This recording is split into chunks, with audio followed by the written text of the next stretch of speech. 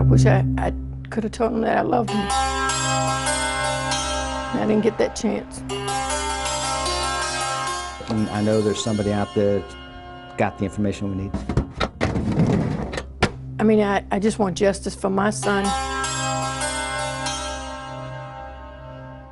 Well, I remember when Sean called me, he told me he was going to the club with James Taylor. The Nile Restaurant,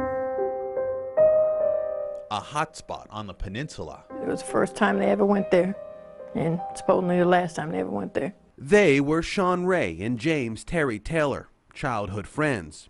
They did everything together. So much so, Sean's mom, Chris Suter, considered him a member of the family. He used to be with my sons all the time. I knew him since he was younger. That cold night on the town in 1998 ended this long-life friendship. James Taylor was shot around 2 a.m. this morning. Witnesses told police it was after an altercation on the dance floor. That was 13 years ago.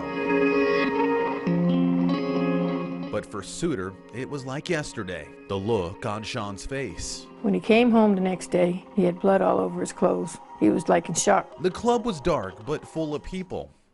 Somebody on the dance floor had to see something. Police interviewed everyone there at the time. No one would tell them anything. No one except Sean Ray. I told him I didn't want him to do it because I didn't want nothing to happen to him. Sean's family thought it was better for his safety to stay quiet, but it wasn't Sean's style. He did it from his heart because he said that James Taylor would have did it for him. With Ray's help, police developed a suspect, a man people on the streets didn't dare to mess with. A suspect with a long rap sheet, which included a murder charge in 2005 and maiming. Charges prosecutors say he beat because no one was brave enough to testify. His name is Terry Moore. Sean Ray knew all about those charges, knew Moore was dangerous when he told police what he saw that night in the Nile. He said they were on the dance floor, and he said he thought it was like balloons popping. He said then he saw his friend, James Taylor, fall forward. He said Terry Moore was standing behind him. Family hoped Ray's testimony in Taylor's murder would lock up Moore for good. Ray testified in the preliminary trial. He told the court he thought he saw Moore holding a gun before Moore ran out of the club. A judge ruled there was enough evidence to send the case to trial. And I don't think he thought nothing would really happen to him, but it did.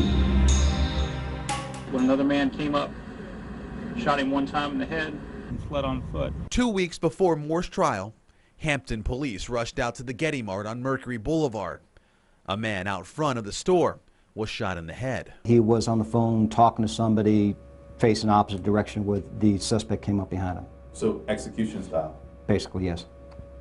So he never saw it coming? No. It was terrible. It was the worst feeling in the world because I didn't know if my son was going to make it. She had just buried one young man who she considered a son. Now Suter was forced to bury her own. The nightmare from that night on the dance floor far from over. The doctor came in and said that my son didn't make it. As police searched for Ray's killer, justice for James Taylor was hanging in the balance. Even without the star witness, Moore's trial began as scheduled. Sean was really the only witness. The Commonwealth tried to show how Moore was in the club that night, and since the star witness was no longer able to speak for himself, prosecutors were forced to use Ray's transcribed testimony from the preliminary hearing. The jury came back, Moore not guilty. Both families are now trying to come to grips with the fact their sons are dead, and Terry Moore is now a free man. I believe they would have found him guilty if my son was there. And yet, 13 years later, no one's ever been convicted for Taylor's death. The same can be said for his friend, Sean Ray. He always smiled, always. Good, bad, or ugly, he always smiled. Police say the leads have run cold, but they believe they know who pulled the trigger. A familiar face. You see, at the time of Ray's death, Terry Moore was out on bond, awaiting his day in court. We believe it was some type of setup, be it that our suspect had direct link to it.